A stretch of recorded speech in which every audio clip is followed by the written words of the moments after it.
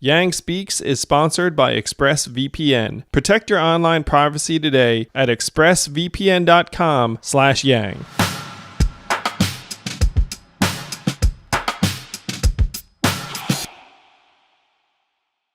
You must have studied this shit in school big time. Like there must have been this whole freaking crazy set of units on like the Spanish flu and the pandemic and the pandemics of the future and all that stuff. Yeah, I mean, that's the key word in epidemiologist is epidemic. I think about an epidemic like a fire. You know, if you've got a toaster fire, you know you need to put it out. And if you can't put it out in the toaster, it's going to take over the house.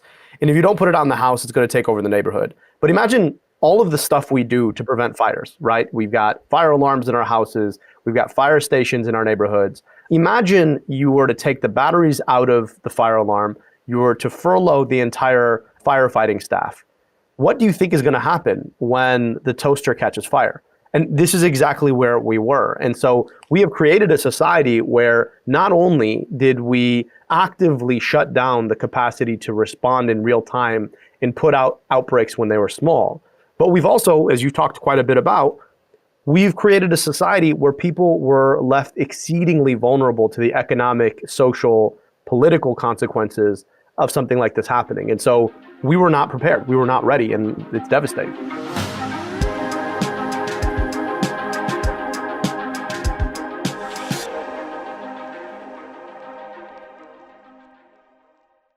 It's the age-old question, how do you find the people you're looking for when you're looking to hire for business? And on the flip side, how do you find someone who's looking for someone just like you?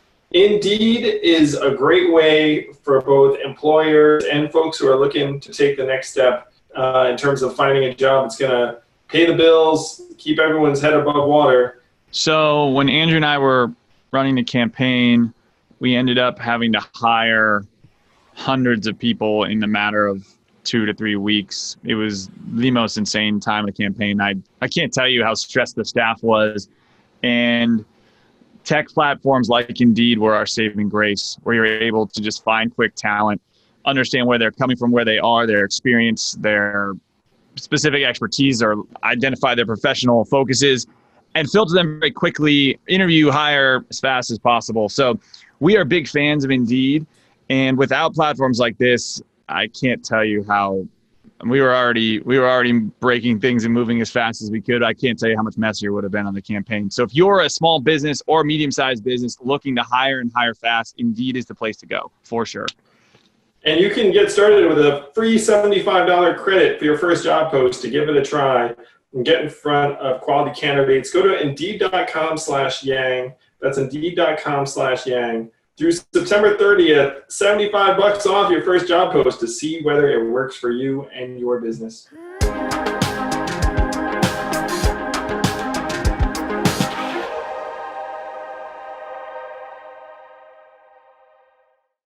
right, in this episode of Yang Speaks, I'm going to sit down with the former professor of epidemiology, Dr. Abdul El-Sayed. Abdul, really brilliant guy, ran for governor of Michigan, and he and I have become friendly through CNN. And also, it turns out that he and my brother were at Columbia together. And, you know, what was funny is that he put 2 and 2 together that I was my brother's brother, if you know what I mean. Yang is a pretty ubiquitous name. If you run into some Yang, you'd be like, hey, is that Andrew Yang's cousin? So sit down with Dr. Abdul El-Sayed to talk about our healthcare system in a time of COVID and what we could or should be doing. There are a couple of things that this week I think we're all sensing. You're seeing COVID rates surge in 32 states, 36 states, depending upon the day. And the numbers are staggering. There is some confusion around the fatality rates, where people say, look, you're seeing massive spikes in infection rates, but fewer people as a percentage are dying. And some people are using that as like a positive data point. But there are 2 reasons to doubt that lower mortality. Number one is there's a lag between infection and mortality by the way that this virus works, that there are several weeks of someone losing their lung capacity and then ending up on a ventilator if you have a ventilator. And so the death rates will be a lagging indicator behind the infection rates. And number two, because this virus is spreading through a broader swath of the population, you're seeing many more young people test positive, and young people have lower mortality rates because they have lower levels of pre-existing conditions. So unfortunately, there's nothing good in my mind going on. That it's not like, oh, coronavirus is somehow getting less lethal. Like, really, the thing to pay attention to is the top line, which is that it's now ripping through Texas, Arizona, Florida. And it breaks my heart and infuriates me when I think about this, because at this point, we're all going to be stuck with community mitigation, essentially, where we're all just going to be looking around saying, okay, social distance, wear a mask, wash my hands, avoid indoor gatherings, don't go to gyms, don't go to bars, don't go to restaurants. And that's what we individually will do. But collectively as a country, the genie's out of the bottle. And in this case, the genie is that like terrible, destructive genie where it's wreaking havoc, taking lives, destroying ways of life. We're going to be at this for, to me, the indefinite future until a vaccine arrives. And the vaccine was going to arrive, who knows? I mean, months at best. You had a tweet the other day, Andrew, that I loved, and I was just trying to pull it up real quick. Here it is. We missed the window to test and trace. We missed the window to suppress and contain. Now we're faced with a terrible situation that will worsen through the summer and fall without dramatic action. Action that may no longer even be possible. What a disaster. And you're right. And somehow in this process, we've also managed to politicize it, because it seems to me that the only objective thing that actually stops the spread, besides, I guess, avoiding large crowds, is wearing a freaking mask.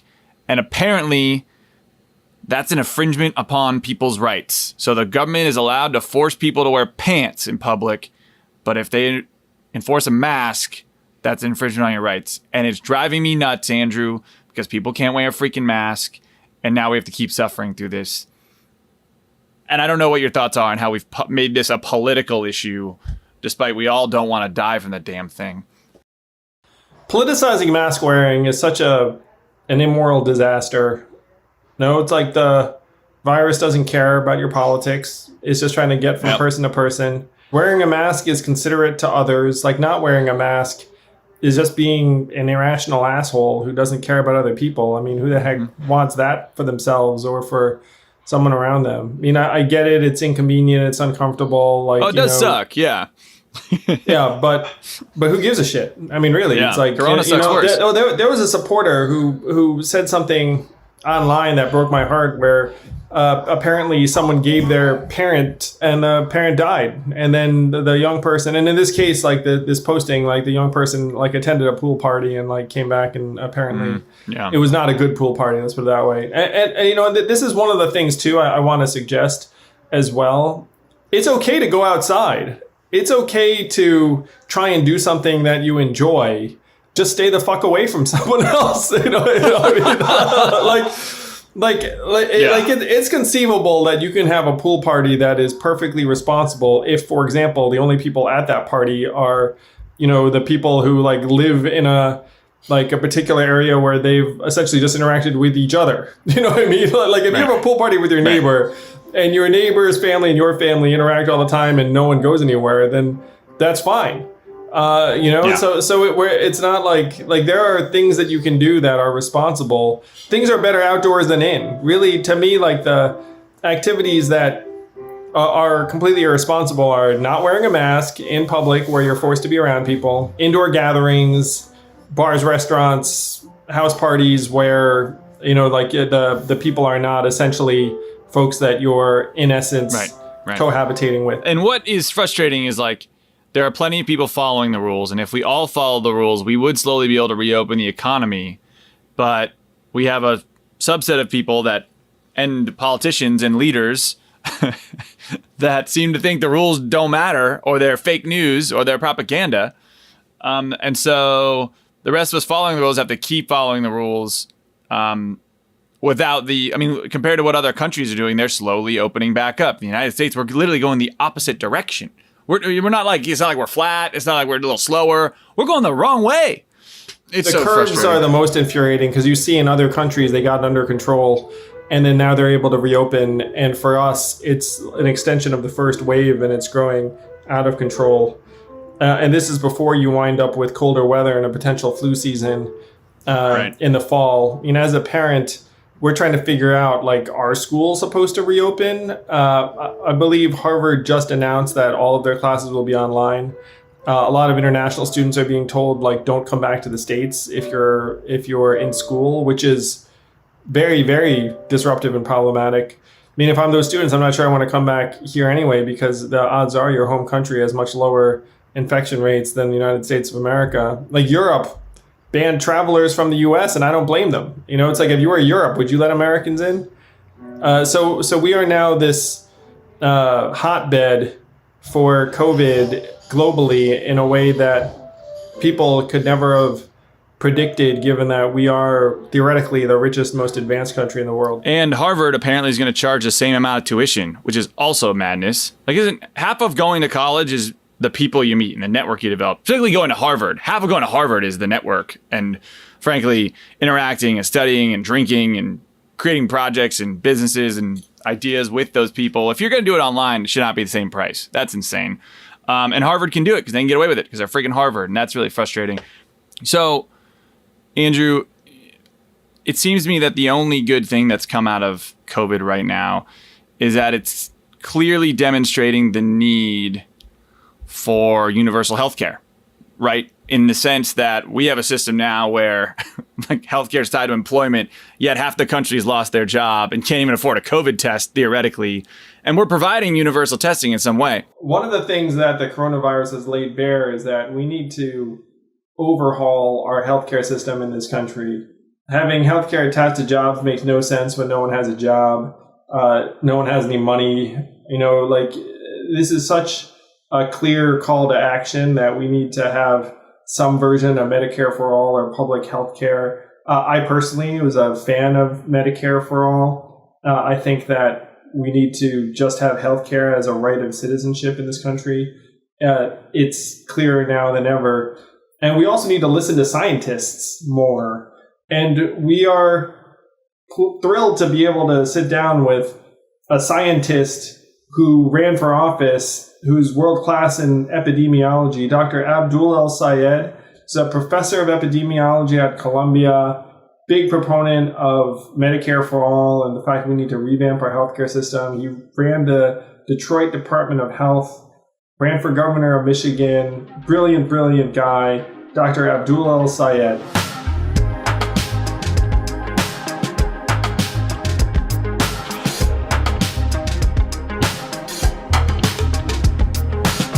Abdul, it is so good to see you, man. You know, last time we saw each other was in happier times when we were allowed out of the house and we were able to go to an actual office building and commune in real life. But congratulations on the new book, Healing Politics. You should be really excited and proud. I appreciate that. Thank you. It's the last time we got to spend some time, we were together in a studio for like 8 hours, I think it was, and to think, even think about doing that in these times. But yeah, I appreciate you taking a read of the book, and I hope that it speaks to the moment that we're in right now, because I do think that there's a lot that we have to think about how we were before this as we think about what a new normal ought to be. Yeah, I couldn't agree more. So Abdul's a former epidemiology professor at Columbia University. So one of the things he's telling us all about is what the heck to expect over the next number of weeks and months. And another thing that Abdul and I have in common is my brother was a professor at Columbia the same time he was. It boggled my mind. You know what it was? It was one of our former colleagues, and she was like, "Oh, did you know that that's Andrew Yang's brother?" And I was like, "Wait, what?" That's crazy, because I remember him being just a great colleague and a good friend and somebody I really appreciated and admired. Well, you don't have to say that shit just because he's my brother. No way, man. We can talk trash about him, and you can be like, "Yeah." There are some people for whom talking trash is really easy, and some people for whom it's hard. Your brother's not somebody easy to talk trash about. He's actually remarkably a really nice guy. Yeah, he is. That's one reason why it's it seems so ridiculous to you and me. Well, you are one of the small group of experts that people are turning to ask what comes next in this coronavirus crisis. I mean, you ran the Department of Health in Detroit yourself. So you've been at the front lines. You've been a physician. Obviously, you have an MD, PhD, and your PhD is in epidemiology. Is that right? That's right. So what would you say is like we've all seen the estimates, like they're saying that the fastest time to develop a vaccine, I believe, was 4 years for the mumps. Now people are projecting that this could get done in 12 to 18 months, but then there would be massive problems in terms of the manufacture of, let's call it 300 million doses of the vaccine, and then some issues around distributing. So there are some things we might be able to do prior to the vaccine development. Is that correct? That's right. So, the vaccine gives you the opportunity to basically know that people are immune because you immunize them. And again, the more immune people there are in a society, the less the spread. It's because of this thing called herd immunity, where your probability of getting disease is a function of how many people have the disease around you. And if there are more people who are immune, there are less people who have the disease. But that's right. Like, the only way to do this safely in the absence of a vaccine is to A, know everybody who is exposed and therefore immune, and B, identify those folks who are not immune and exposed and isolate them from the rest of the society so they're not spreading it. But you got to be able to do that at scale, right? And we're nowhere near being able to do that at scale because we don't have the personnel and we don't have the testing capacity. I'm with you, man. Like, I think about all of the terrible missed opportunities and delays and lives that have been destroyed as a result. The whole thing is despicable. It is. And I love hearing from someone like you because you're just science, data, and knowledge. So would love to ask you what you think people should be bearing in mind right now. Yeah. So, right now, Andrew, we're in the midst of mass social distancing. We missed the opportunity to do what's called contact tracing, and I like to call it precision social distancing, where you identify the people who are exposed, get them tested, and then if they have the disease, you isolate them from the rest of society so the rest of society can go on its way.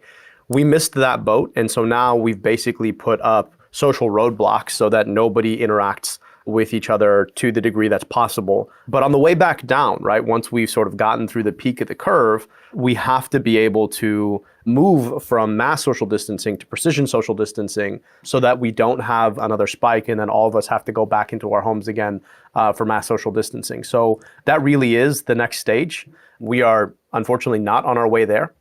What that looks like is you have in every community an army of people who are ready to go to contact everybody who might have been exposed from anybody who has COVID-19. So the minute there's a COVID-19 case, you sit down with that person and say, tell me all of the people with whom you've come in contact over the last 14 days. And it's a whole systematic approach, right? Let's start with yesterday. Where were you yesterday? Who were the people you were there with? This is the kind of thing that in an ideal world we would have been doing back in January and February when people were starting to re-enter the country. And I want to share an experience.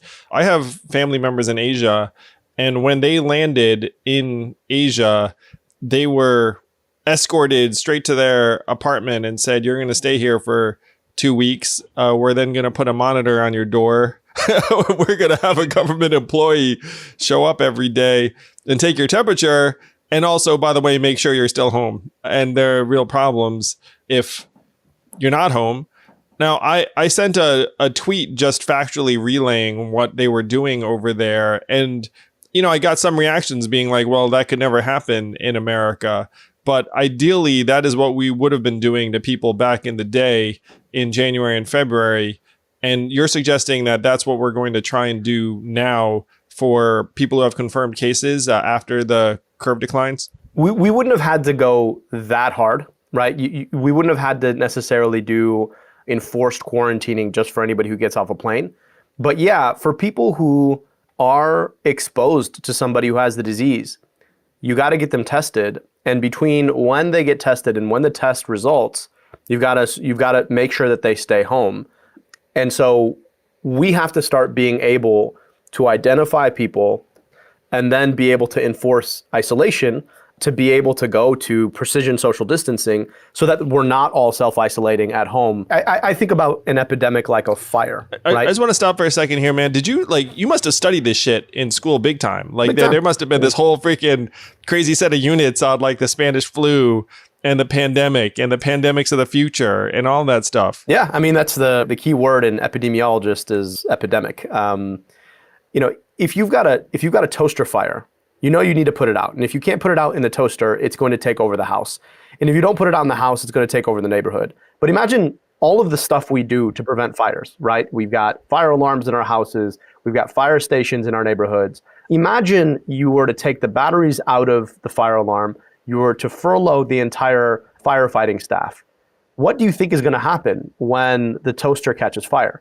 And this is exactly where we were. And so we have created a society where not only did we actively shut down the capacity to respond in real time and put out outbreaks when they were small, but we've also, as you talked quite a bit about, we've created a society where people were left exceedingly vulnerable to the economic, social, political consequences of something like this happening. And so we were not prepared. We were not ready, and it's devastating.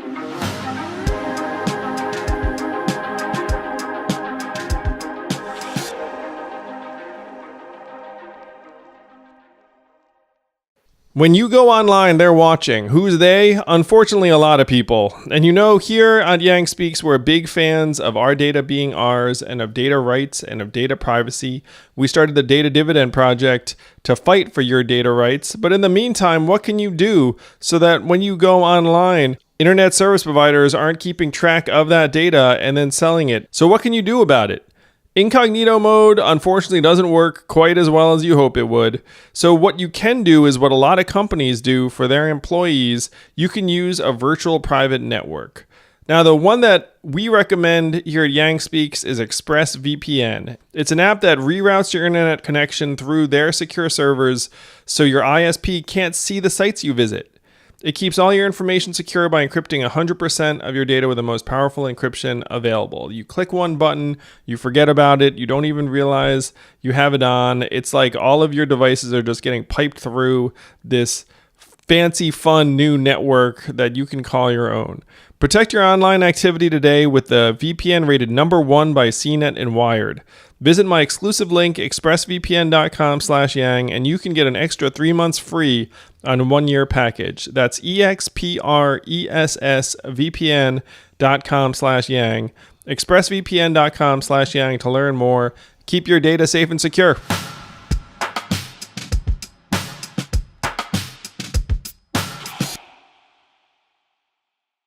If you had guidance for people who are right now trying to ride out this crisis, something practical, immediate, helpful, what would it be? I'd say #1, just remember that the only way around this is through it. You can't just magically open up the economy again and expect that people are just going to go out because you said it's okay. So long as there's a real risk of transmission of disease in doing that, people are going to avoid it. That's #1. #2, this is hard. This is just really, really, really hard. And I think one of the most important things we can do is try to allay some of the psychological challenge of this by reaching out, engaging with people, trying to find the silver linings in this cloud, and making sure that for us, social distancing doesn't mean social isolation. And then lastly, stay home, right? The most important thing we can do as a society is protect each other. And one of the things this is teaching us, something you've talked a lot about in your campaign, is that we are all as vulnerable as the most vulnerable of us. We're all as exposed as the most exposed of us. And so we've all got to do our part to eliminate the spread of disease. Every time that virus replicates, that's more virus in the world and a higher probability that we or someone we love is going to get sick. And so being able to find that patience by building the semblance of normal in this moment, I think is just really critical. Yeah, I couldn't agree more. To me, the government should be protecting us against events that are very low probability in a particular day, but high probability over time that have high impact. Like this pandemic, something like this has obviously not occurred in our lifetime, but I know in your books this was eminently predictable. This is something that experts have been trying to warn us about for years. People have seen it coming. And so you can't know what's going to happen in 2019 and 2020. I certainly, like people have been talking about how my call for universal basic income was ahead of the curve. Mm-hmm. And I'd be the first to say, look, like I wasn't running around like warning about a pandemic. I was warning about the automation of our jobs. One of the things I've said is that we're going through 10 years worth of change in 10 weeks in the economy in many respects. Like the things I was most concerned about are accelerating. And one of the things you just touched on is the mental health crisis we're in the midst of. To me, it's going to end up having a disastrous effect on many people's mental health. Already is. Yeah. The use of the crisis text line has already more than doubled as one data point. And the proportion of Asian Americans using the crisis text line shot up from 5%. It's like the percentage of the population Asian Americans are, so it's pretty normal. To it was like 13% last I checked. So it surged. And this is something that, I'd love to pick your brain about because, everything has its own set of circumstances. But reading your book, it was very affecting how you were in high school when 9/11 happened and you just like were like, oh my gosh, like the entire perception of Muslim Americans has been changed by this event. Mm-hmm. Now, certainly they're different in many respects. I mean, everything is different, but I will say that the closest analog I can think of to the fact that now Asian Americans are perceived as responsible for the virus was in your own experience as a Muslim American post 9/11. Mm-hmm.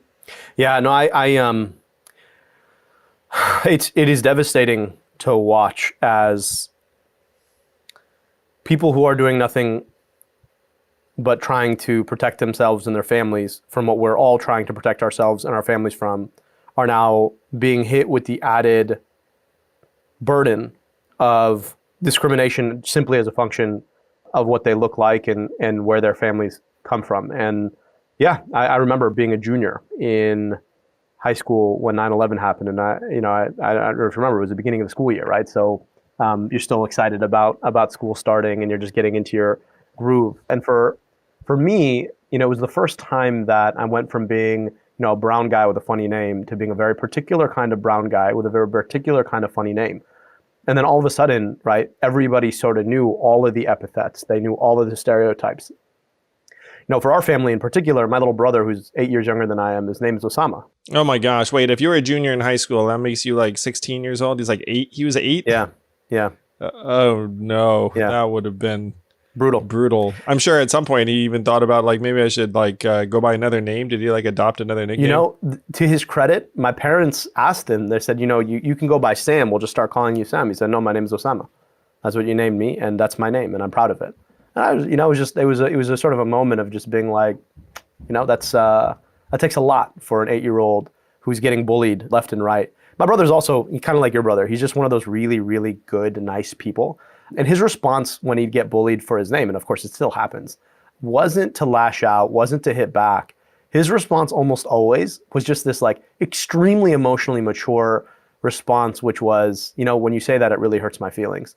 And it just diffuses everything, right? People are just, when they hear that, they're like, oh, I'm sorry, man. Like I didn't mean to hurt your feelings. And it's just so, emotionally mature beyond his years. He said, I'm not ashamed of who I am and what my name is, and I'm proud of my name. In Arabic, it means lion-hearted. And in fact, my parents, my full name is Abdul Rahman. It's 11 letters long, and nobody can say it. So I became Abdul before I started preschool because that was 1989, and Paula Abdul was a thing, and Kareem Abdul-Jabbar was a thing. And then 8 years later, they have my little brother, and they're like, we got to give him an easier name. So let's just do Sam with O on the front and A on the back. And so like my parents are 0 for 2 on boys' names. But yeah, it went from all of a sudden being different to being a very particular kind of different. And you knew exactly what the stereotypes were going to be and how it was going to hit you. And so, my heart goes out to Asian American folks in our communities who have to bear this. And I'm just deeply sorry. And I'll tell you this, whenever and if ever I see it, I want to call it out. And I think all of us should make that commitment to call it out because it's wrong, it's dangerous, and it's hurtful. And it's something we need to always constantly be doing work to root out in our societies. Now, when I think about the people who are affected, for whatever reason, I just keep thinking about this Chinese family I met in Iowa where they just ran like the local Chinese buffet. And they were very, very sweet people. And right now, I'm sure every restaurant in that town is closed. But I have this sinking feeling that even after restaurants reopen, that family's business is going to be worse than it was. And that's going to play out across Chinatowns around the country, around those like ethnic food marts that I personally love. Whenever I see like an Asian food market, you're probably the same way. Like probably like when you see like certain ethnic food markets where you just run in and it's like, ooh, and then you get like 4 or 5 things from your childhood that remind you of that. That's right. Like I have this sinking feeling that all of those businesses are going to suffer because people are just going to not want to go to that restaurant, that Chinatown, that community, that food market. And I think it's going to persist. Do you have any tips for folks who are like new to this? I think certainly people of color in our country have experienced this for a long time, and also it's important to call out that COVID-19 has had a disproportionate impact on Black Americans and Native Americans, and so we're seeing structural racism play out in a number of ways. Yeah, that's happening right in Michigan, right? I think I just saw the stat where African Americans are 13% of the state of Michigan, but 40% of the deaths so far. That's right. And so, I don't know that I can share anything that other folks haven't already experienced or thought through. But what I will say is, number one, we all have a choice about where and how we spend our money. And so if you've got an ethnic grocer in your community who you think is going to be in trouble because of I hate to say it, the xenophobia and the discrimination in a community, make sure you go spend your buck out there, right? That's a simple thing that all of us can do. Number two, I think, the impact of this is so much more disproportionate on young people because it frames the way that they think about themselves. And I think one of the most important things that we can do is make sure that we're constantly empowering young people who face discrimination on a daily basis and reminding them that they're beautiful, that they're meaningful, that they matter, that they have power, and that we are proud of them, right? Because that's where they get their own sense of their pride and their value and their sense of belonging. And then number three, that I, in my life, used to respond to a lot of this by hitting back. And I found that just over time that yeah, just so you know, I don't know if people can see you, Abdul, right now, but Abdul seems like a pugnacious type in terms of like he like played football, I think, in high school and like that's right. Yeah. Generally, like certainly I could very easily see like if someone gave you shit in high school, you'd be like, all right, let's see. I hate to say it, it's sometimes my first reaction, but it's never my best reaction. Well, I think part of it's just like where you are, in terms of your maturation stage. Like, because I can imagine in high school you would just hit back immediately. Yeah. College probably same, but I mean at this point you're like a dad. You've been like the head of the Department of Health of the city of Detroit. You pretty much have to learn to have a very thick skin at some point. The other thing you start to appreciate is that people who engage in this form of behavior, oftentimes they do it because they've given themselves license to try and take away your humanity. And I think, if I learned anything from my little brother is that in that response, when he would say, that hurts my feelings, what he was doing was very, very clearly asserting his humanity. People have feelings, right? And if you're able to look at somebody and say, what you said really hurt my feelings, it forces a certain empathy because all of us have had our feelings hurt.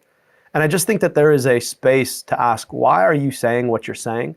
And how can I show you that what you're saying, actually it defiles you, just like you think it defiles me. And if we can grapple with forcing people to come to terms with the mutual shared humanity that all of us have in this moment, I think we're all the better for it, right? And then the other thing is one of the points that my mom used to always make is that at some point, you can only control you. And you can ask yourself, what did you do in that moment to bring out the best in someone? And obviously, when someone's being racist and discriminatory, they're not their best. And, some would say, well, you know what? I don't owe them anything. And that's true. You don't.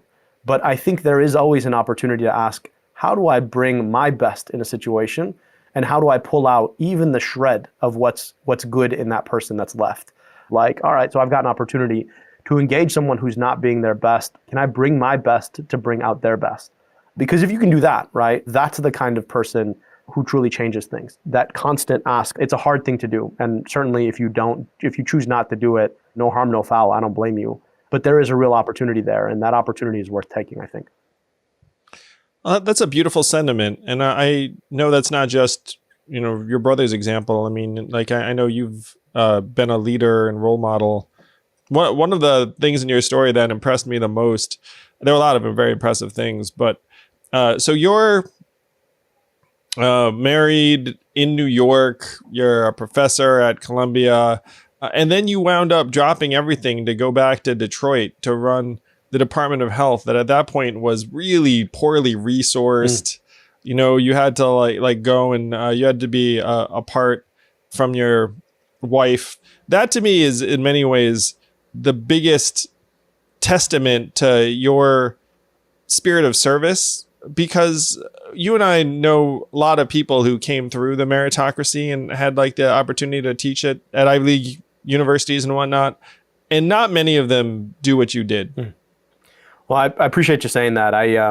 My parents who raised me are my stepmom, who's a daughter of the American Revolution, and my father, who is an immigrant from Alexandria, Egypt. And I'd spent a lot of my summers in Alexandria with my grandmother, who never got to go to school despite being one of the wisest people I've ever met. And she made a habit of reminding me that there was nothing special about me. There was only something special about my opportunity. She'd point out one cousin and be like, that one's smarter than you. Point out to another one, she said, that one's is better looking than you. Point out to a third one, that one's taller than you. And her point was that you owe your opportunities a responsibility. And I think, that's one of the best things about being the child of immigrants is that I know exactly what opportunities I had because I saw the contrapositive. And so the crazy thing is that on those trips to Egypt, I would travel about 15 hours and travel about 10 years difference in life expectancy. And I could travel the same 10-year life expectancy gap in 25 minutes if I were to leave my suburban Detroit home and drive to any neighborhood in Detroit. And that always framed why I became a doctor in the first place, the work that I wanted to do. And so when I got the opportunity to come home and rebuild a department that had been shut down when the city went through bankruptcy, for me, that was just, that's the responsibility I owed, the opportunities that I was given. And so it's easy to get too complex about your personal calculations, right? Should I do this? Should I do that? But for me, the simple litmus test is, what would my teta think, right? What would she say about what I chose to do and whether or not it was worthy of the very unique opportunities that I got. And so that's why I did it. I hope that focus remains always for me, that sense of dignifying your opportunity, because this is something you talk about quite a bit in your work, Andrew, and something I really admired about the clarity of your run is that at the end of the day, your privilege is always creating privilege somewhere. You're either increasing privilege for people who already have it, or you're providing a modicum for people who don't. And that's the choice. So, you work up the meritocracy, you get knighted by all these institutions who put their seal of approval on you. And the question you have to ask yourself is, is what you're doing? Yeah, what the fuck was that for? Exactly. What was the point? Well, see, here's the thing. If I say to someone, hey, Abdul, or Dr. twice over, Abdul El-Sayed goes home to Detroit to run the Department of Health, people say, okay, that sounds very important and official, but I know what the reality is, just like you know what the reality is, where you show up in Detroit, you have this skeleton crew in the back of the parking office at the hospital that used to house it is shuttered.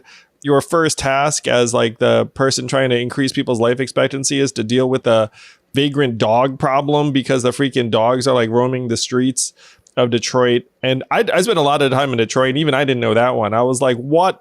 You had a freaking, it's there's the official storybook version, and then there's the real life version. That's right. And I know what the real life version looked like, having spent enough time in that city. I was working probably 110, 120 hour weeks.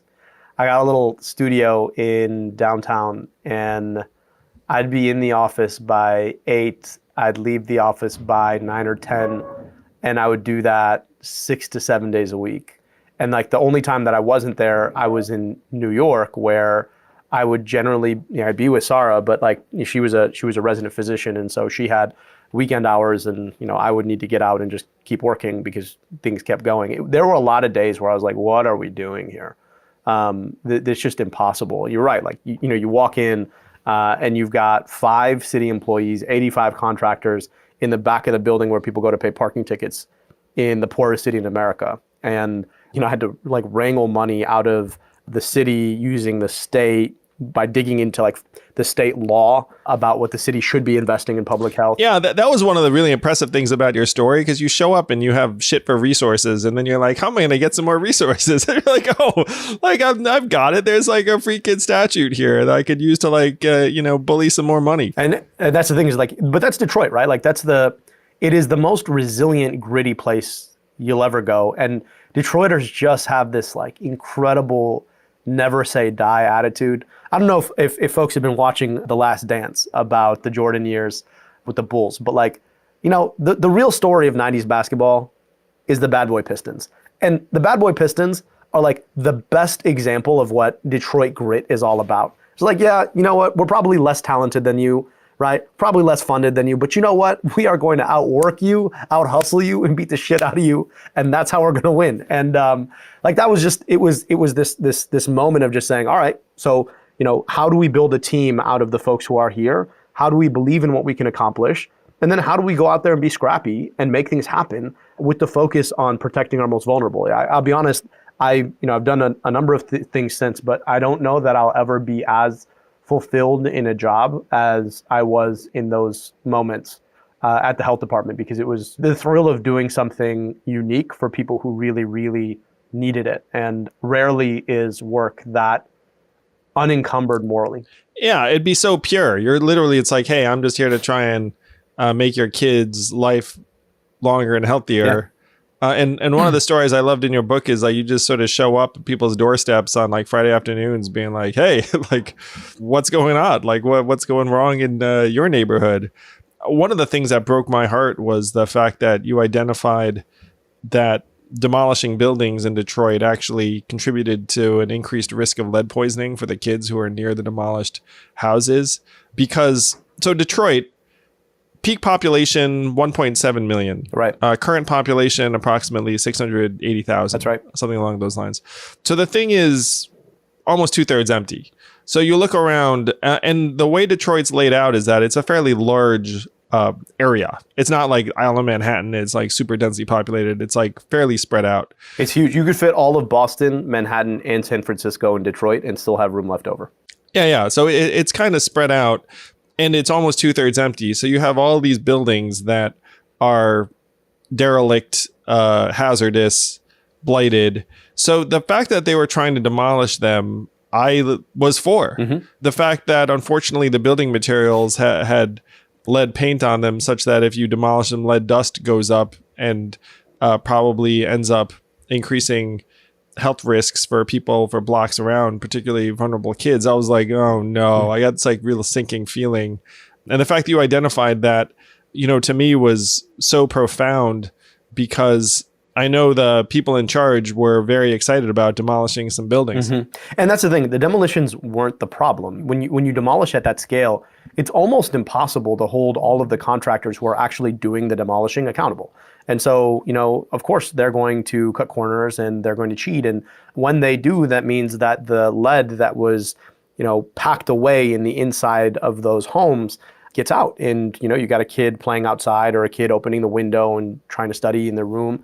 That's going to get in their lungs, and that has consequences. And unfortunately, when we analyzed it, that's what we found. And so it was really frustrating, right? Because, this is a high-profile program, a program that has a lot of money going into it, and nobody wants to hear bad news.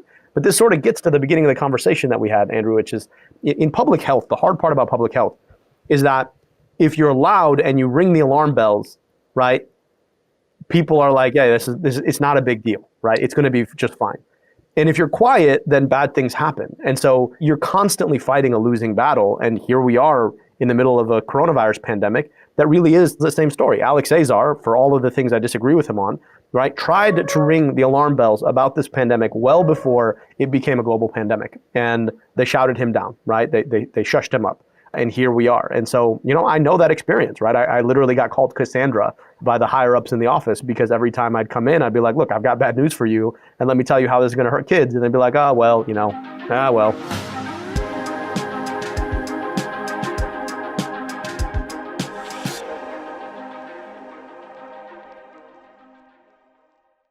let's say you're creative and you want to get better and you are stuck at home, sort of like now. Skillshare is a way that you can actually learn from people who are better than you at whatever creative skill you're trying to develop, and you can access them in real time online. It's really hecka cool. It's like the creative community you've always wanted and dreamed of that you can access from the comfort of your own home. So a friend of mine actually was the co-founder of Skillshare, and he's like this. He was very much like this, like creative nerd, and just wanted to nerd out. So if you're a creative nerd, you need to use Skillshare. And if you're not a creative nerd and you're just a nerd or you're just creative, it's still pretty cool too. So if you go to Skillshare.com/Yang, they're going to give you 2 free months to Yang Speak listeners. So you can play around with this for 2 months, learn everything you want. And if you like it, keep going. And it's a pretty sweet deal. Yeah, if you get 2 months, I mean, you'll be able to figure out if it's awesome. But it is pretty awesome. Like, there are so many folks who go there and just get addicted, frankly. And it's like a positive addiction. It's not like a negative addiction. Right. It's like you're just learning. You get like learning addicted addiction to bettering yourself. Yeah, learning addiction. You get 2 months for free if you go to Skillshare.com/Yang. Unlimited access, so you can just go hog wild. Maybe you can just guru up in 2 months, and then you will be like, I have all of the skills. It'll be like Neo and Matrix. You like plug in and being like, I know Adobe. I don't know if that's like the... But for real, Skillshare.com/Yang. Check it out, 2 free months.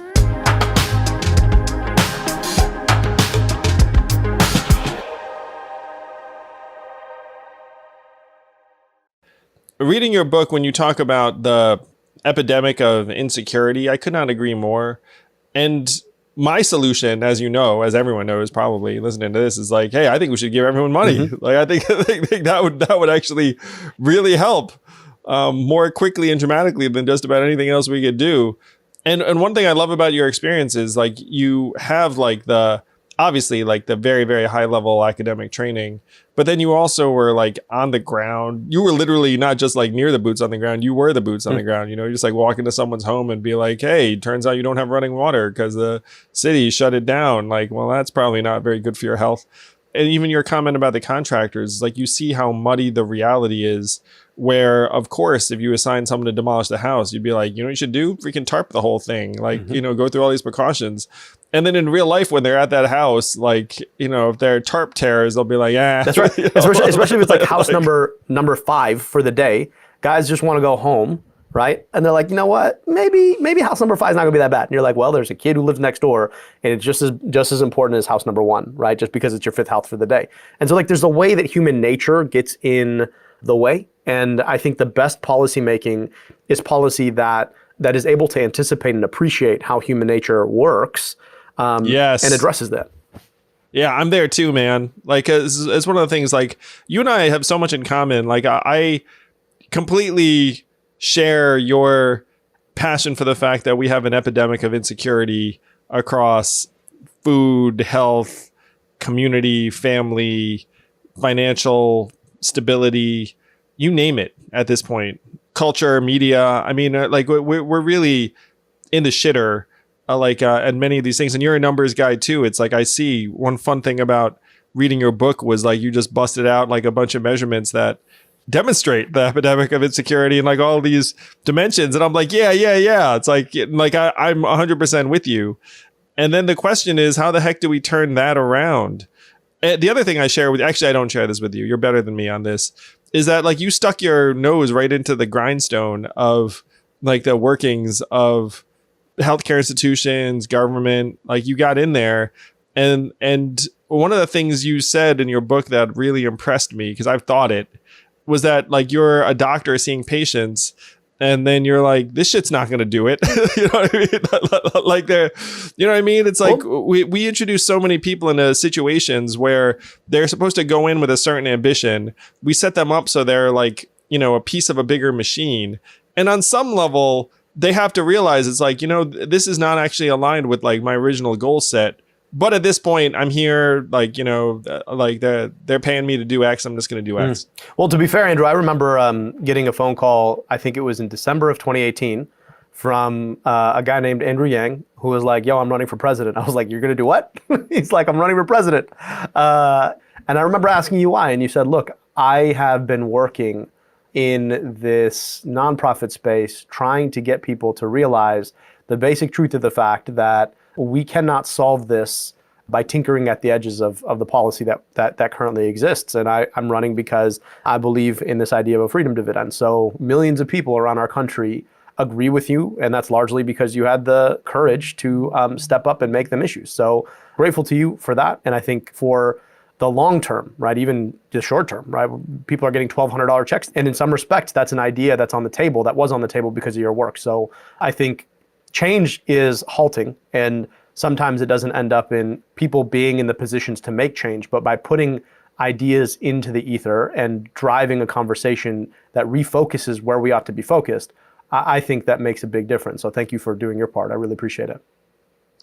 Oh man, that's so kind of you. I remember that conversation too. And you and I, though, obviously, again, we're having this conversation because we didn't win our respective races. but I do feel like we helped move certain ideas closer to fruition. In your case, there's obviously universal healthcare, in part because of your background. And then there's a new kind of politics. And this is not the word you use. It's actually like Cory Booker thing. But like reading your book, I actually thought of it was like more of like a politics of humanity or a politics of love. It's a little bit like how you talked about responding to racism, where it's like if someone comes at you, like they're trying to dehumanize you and you have to try and almost rehumanize yourself to them to the extent that it's possible. And that is what our politics needs. So I suppose I'm going to just throw it out to you. It's like, what is your universal basic income? If there's something where you're like, hey, you know what? Like, if there are a couple of things I'm going to make sure people understand more fully, win or lose, it's going to be this set of ideas. Yeah. So my big policy focus has been Medicare for all, just because that's the area in which I work. You know, the next book, I got a book coming out in February on Medicare for all, co-written with a friend of mine. How the heck do you write another book when this book just came out like a minute ago, man? That seems crazy. Andrew, you'll see the world after having lost a campaign is long. There's a lot of time you get to spend just writing stuff. Wow, Abdul. But Medicare for all for me is just, it's fundamentally critical because it speaks to two issues at the same time. A lot of folks focus on Medicare for all as it's just about getting people health care. It is, absolutely. But one of the things that this pandemic has shown us is that our for-profit healthcare system is not geared up to be able to provide quality healthcare at scale in the moments when we need it most. And it's not just about providing people healthcare, but it's also about reforming the incentives in the healthcare system so that we're constantly focused on the bottom line of people's well-being. Yes, I love it. I can't wait for you to explain this more fully. And I know I want to read your next book just as bad as as this book. So the dream to me is that if someone's healthy and doesn't see a healthcare provider in that year, then that's like a huge success. Mm-hmm. That like right now, unfortunately, the way we're measuring performance is often just in how much revenue gets generated by the hospital, the drug company, et cetera, et cetera. And in reality, we should be trying to measure how people are doing. And if the company wasn't necessary, then that should somehow actually be rewarding them at a higher level. Mm-hmm. And that's the thing, right? You're exactly right. It's like sometimes there are goods and services that we should not measure in monetary terms. And a person's health and well-being is exactly that, right? Because like, if you're the average individual and you're lucky enough to have been born healthy, right, we want the system to keep you healthy, not just reward providing you healthcare. And unfortunately, that's the system that we have right now. And it has fundamentally failed us in the middle of this pandemic. I mean, your book's talking about like it was failing us before this pandemic. Like you don't even need the pandemic. Oh yeah. And that's the thing is like it's failing us all at once in this pandemic. And this is also why I don't like it when we talk about going back to normal. Me neither. Because normal just wasn't very normal for a lot of folks, right? Yeah. So I am 100% with you on the dysfunction of our current healthcare system, the fact that we spend more than other countries to worse results, the fact that it's highly uneven, the fact that it's incentivizing the wrong behaviors, the fact that we have doctors that are prescribing things for their own institutional self-interest or legal self-protection, and that's not entirely their fault. It's like, we have a system that's just like, hey, if you get the extra test, like, can't be sued, so go ahead and do it, and then you have that times millions of patients. The thing that I was trying to figure out, even in the midst of my campaign, was how the heck we get from this current kludgy, jacked up, terrible system with the wrong incentives to like a system that would work. And I had some ideas as to how we could move us there, but I would absolutely love to hear your vision as someone who's worked deeply in the system. Yeah. So any transition of a sector that accounts for 20% of your economy is going to be less smooth than you would like. But I will say a couple of things. Number one, I do think that there's an ability to roll it out in time in a way that provides the insurance coverage to those who need it most. So, you start with kids, and then from there, you grow it to young adults. And then from there, you pull it down to those 55 and older. And then from there, you just close the gap. But then the other part of this is also, you've got a huge insurance infrastructure that exists right now. We know that about 15% of that insurance infrastructure doesn't necessarily add value. So it doesn't? So it literally removes value. Like the whole purpose is to like deny people coverage. Yeah. So in general, they're like a giant tax on us all. Yeah. So how do you take that and say, well, look, if we were to extend healthcare coverage to the 10% of Americans who are now locked out of the system, there's going to be a whole lot more healthcare jobs that we need.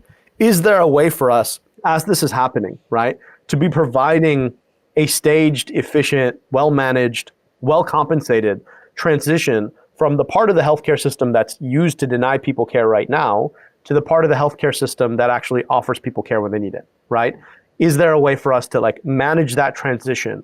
And then for the rest of the infrastructure that exists, is there a way to bake it in? Because there's, folks don't appreciate this, but even Medicare, it runs through a shell of industry that takes very, very, very tiny margins, but then still operates through the private industrial health insurance model. So that part of the model doesn't have to go away. It just gets administered differently. And for those jobs that are not going to be necessary in a system that doesn't actively prevent people from getting the payments for the healthcare that they need, is there a way for us to manage so that instead of being in a job where you're denying people healthcare, you're in a job where you're providing it? And I think, there's also a thought of saying, well, what if Medicare for All was also administered parallel at the state level, right? Where you end up having an expansion of state level provided health insurance, where you then have these learnings happening at every state, that you have CMS centrally potentially taking best practices and acting almost like a consulting arm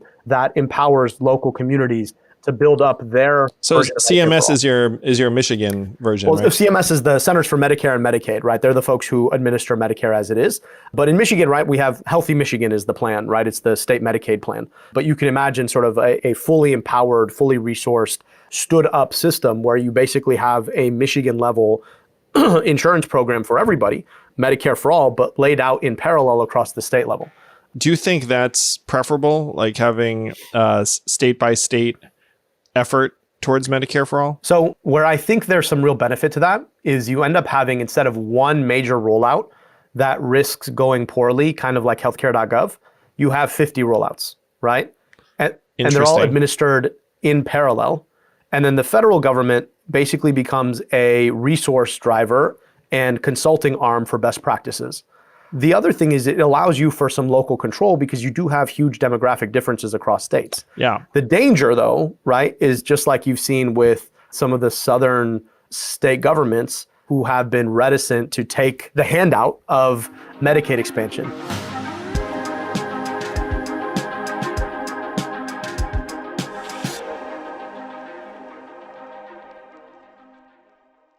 What do you do a third of your life, ideally sleep? What do you do it on a mattress? What do you need? A mattress that you can sleep on. And happily, Helix Sleep offers just that. It's a high-end mattress that they send to you in a box. You just bust it out and then snuggle up on a pillow. I think they throw a free pillow into this action.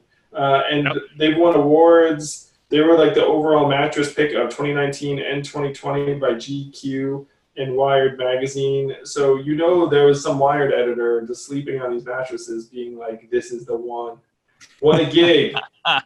They chose Helix Sleep. And we too, our fans, just go to helixsleep.com/yang, take their 2-minute sleep quiz, which is fun because you get to answer questions about how you sleep.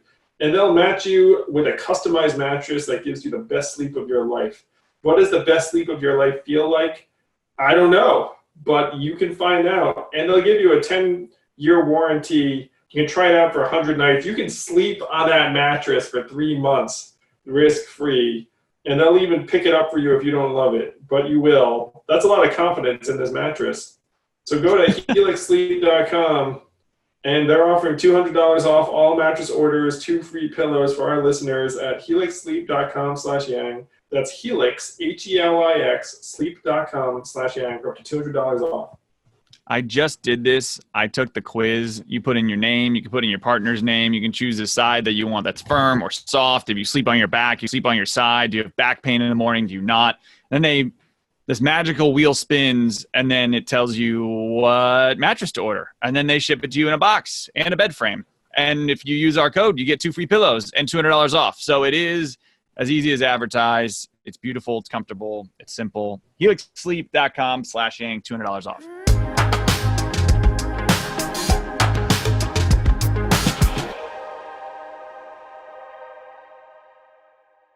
I think most Americans right now realize we need to take a very, very different approach to healthcare than that we've had. So hopefully this pandemic will have at least that silver lining where the consensus towards some kind of universal healthcare plan will grow overwhelming.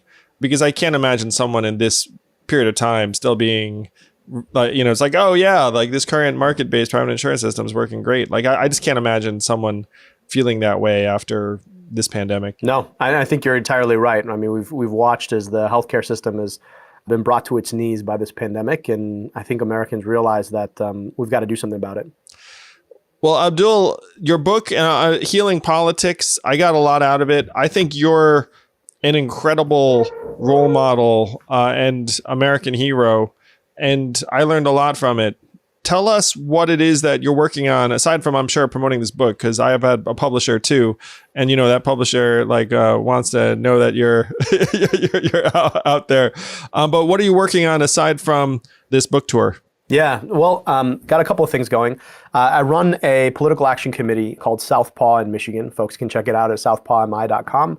And we're really gearing up. We sort of run a reverse coattails approach where we're really focused on really, really high quality local candidates. And we know that if folks come out and support local candidates, they'll come out and support candidates at the top of the ticket as well. And then I'm doing a bit of teaching. I've got another book I'm working on, and then, of course, working with you on CNN. And I host a podcast called America Dissected, where we go beyond the headlines on the healthcare issues of the day. But it's a privilege to be on with you. I really appreciate it. And it's been fun getting to know each other. Really grateful for your leadership and your run. And I really look forward to what we're going to see you do next. All right. Thank you so much. All the best to the family, man. Stay safe. You too. My best to Evelyn and the kids, okay?